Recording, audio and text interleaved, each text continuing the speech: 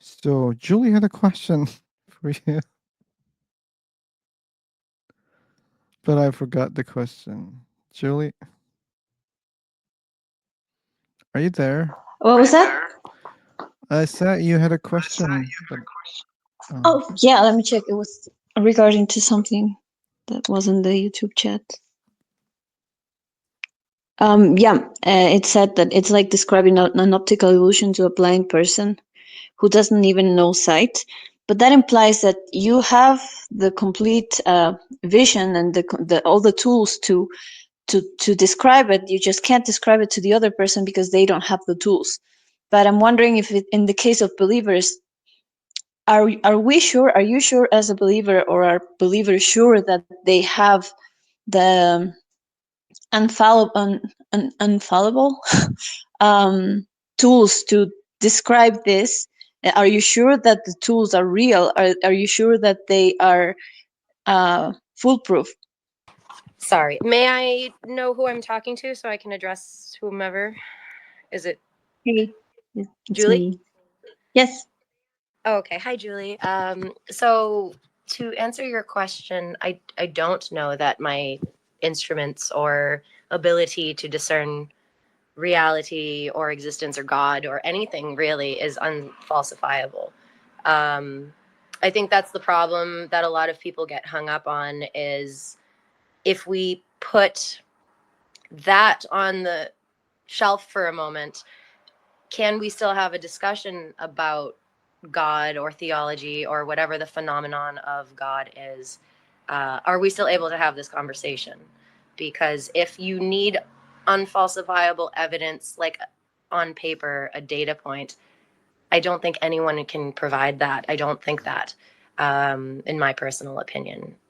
But I do believe that you can personally experience something and your profound reaction to it, there's things that you know that are certainties like gravity, right? And it's just a knowing.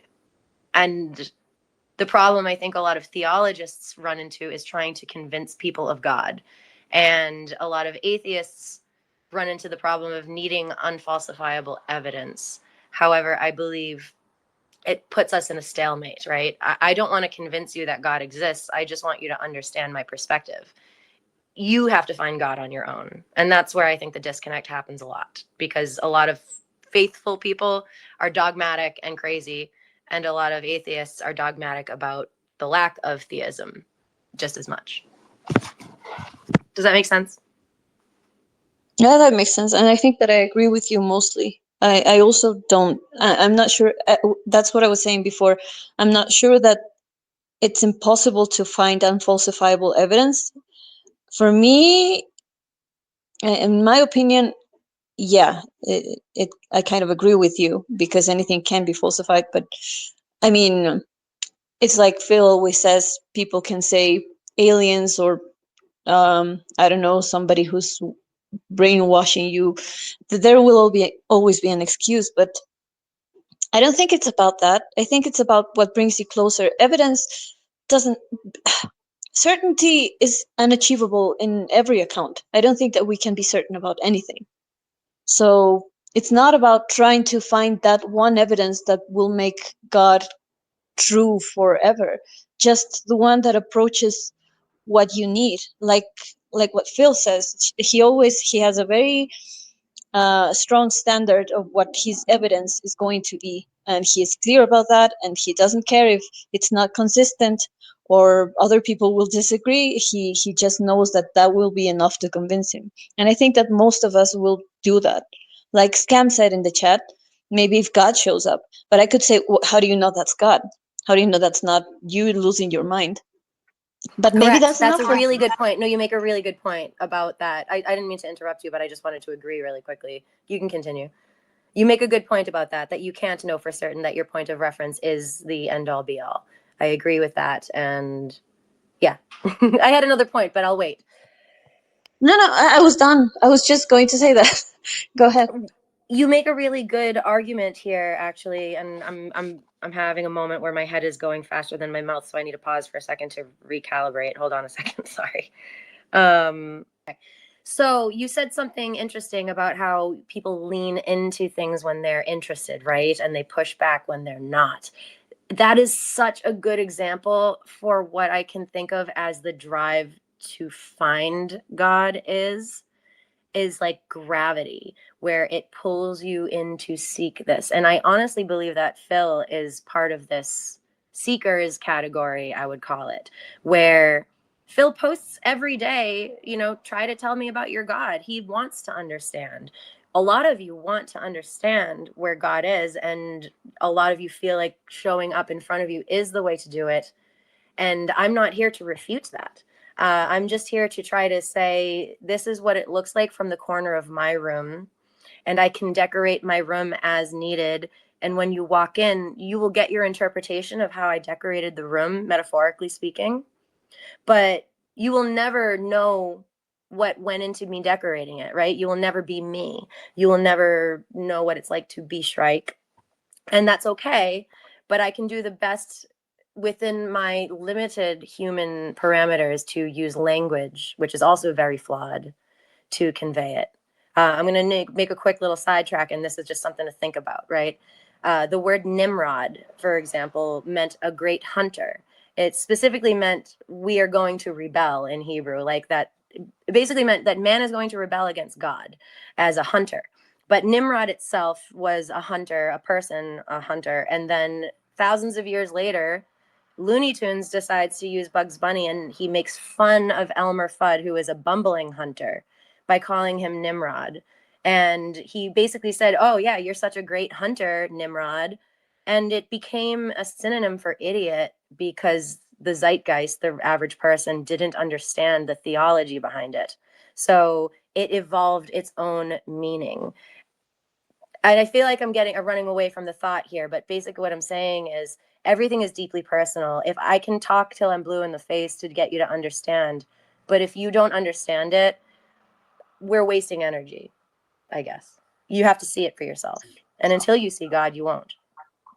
Well, I'm agreeing with you in most of the things that you said. I do have one problem, and again, it's about this perspective. You keep saying, I'm trying, I just want people to understand my own perspective of the way that I decorated my room.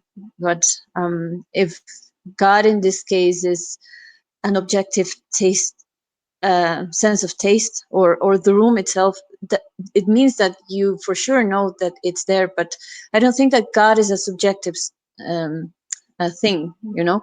So when you say I'm explaining what God is to people, and whether they understand it or not, it's their issue.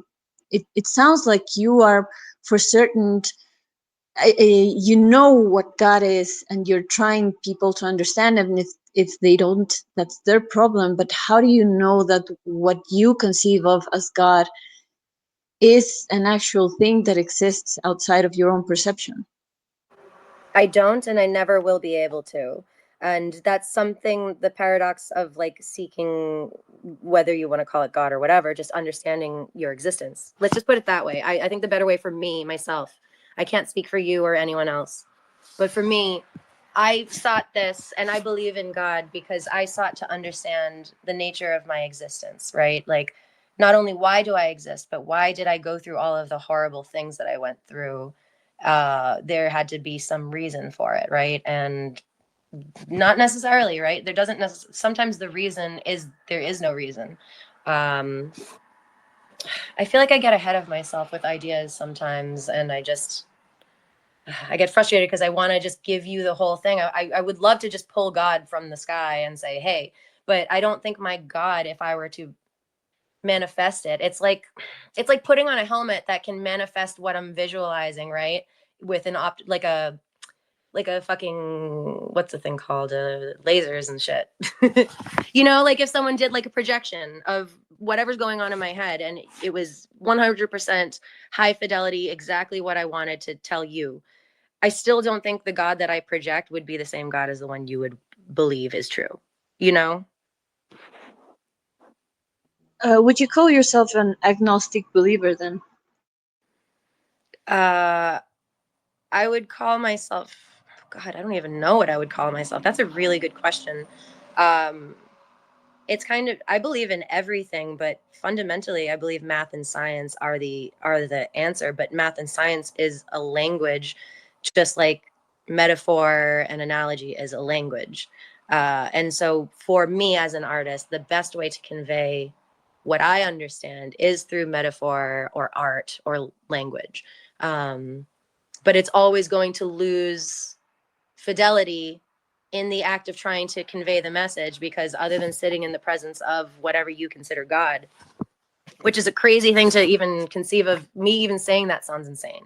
And I know that because it's really just a feeling. It really is just like, if I tell you like if I said you are Donald Trump, you're President Donald Trump right now, and you would know in your heart, like you probably felt a feeling immediately, even just me saying that, like this rejection or this kind of like gut visceral reaction that's like, absolutely not, that's not me. It's kind of that feeling, right? It's this, like you said, leaning in. It's just, it doesn't repulse you, it pulls you in like gravity. Well, in my case, I can definitely say that because I'm not an American. But yeah, I get your point. But when it comes to just feelings, then everything. How do you? I think that you need something else to hold on to. There was another person earlier that said that when you feel God inside, is like this thing that strikes you, and it's like wow, and you don't, but it's just emotion. And a lot of people may feel about unicorns in the same way. They will say, I know that there are unicorns because I can feel it in my gut, and something inside of me tells me with every fiber of my being that they are real. And I think that most people would object to that by saying, well, you need more than just the emotional part, because otherwise we are in deep problems. Okay, so that gets into, and this might get a little, I don't want to get too out there. This might get out there, but it kind of gets into the whole whether your perception is reality thing, and not to sound dismissive, but also the does it matter kind of question that I got into yesterday, where if someone really believes with all of their heart and they're not harming, this is the most important part, they're not harming other people or even themselves, because that's a whole other ethical thing.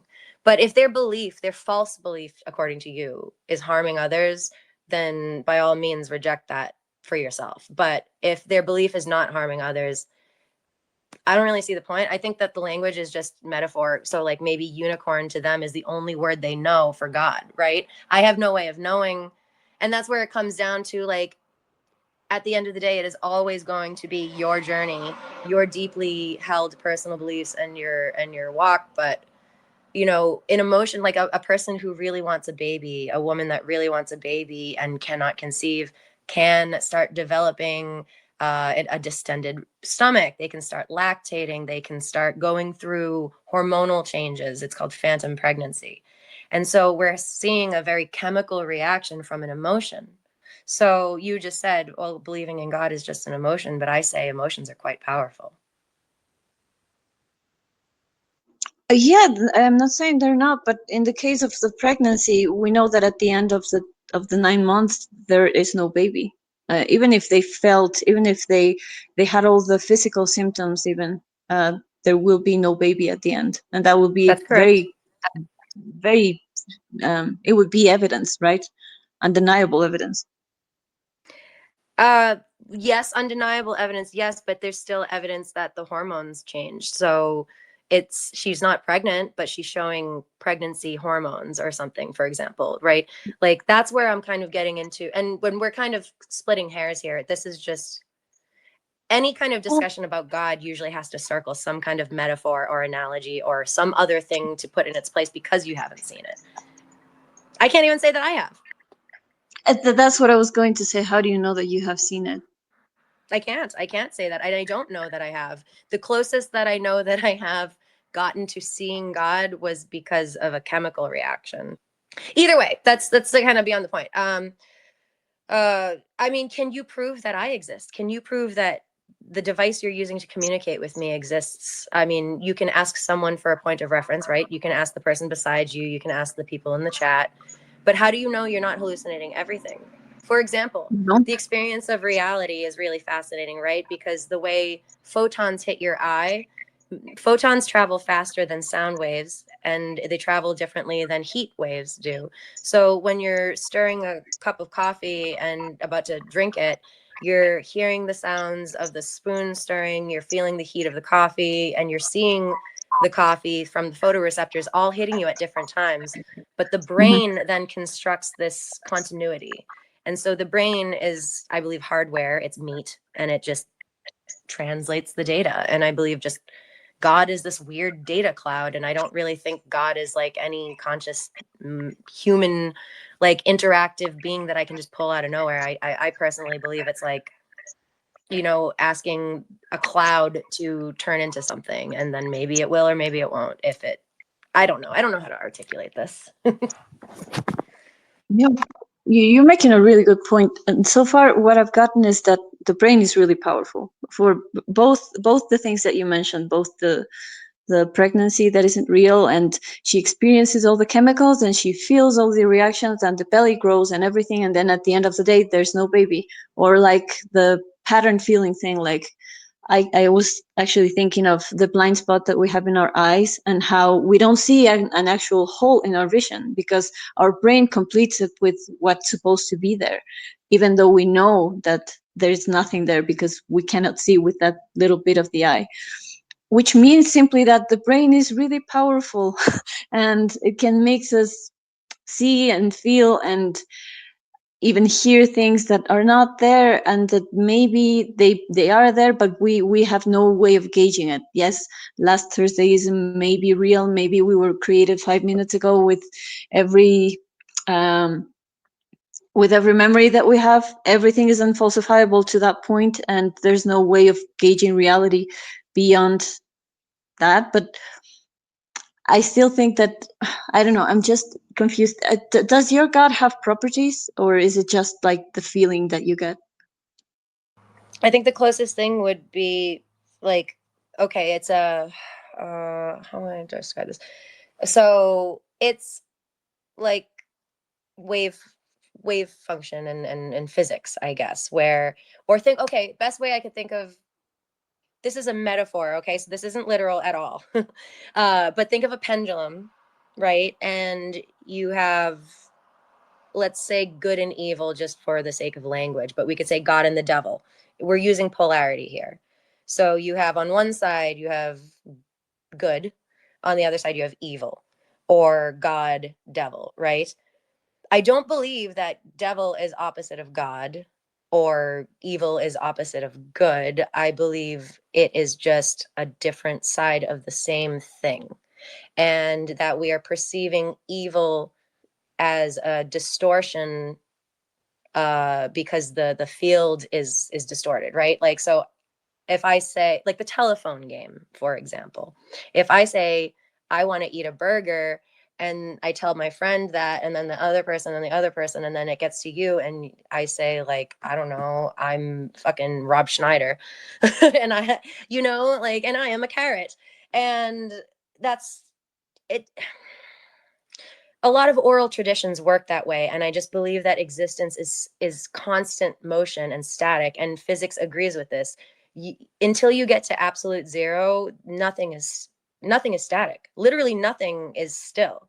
You are constantly moving even when you're not. A rock is constantly moving when it's not, because the atoms vibrate.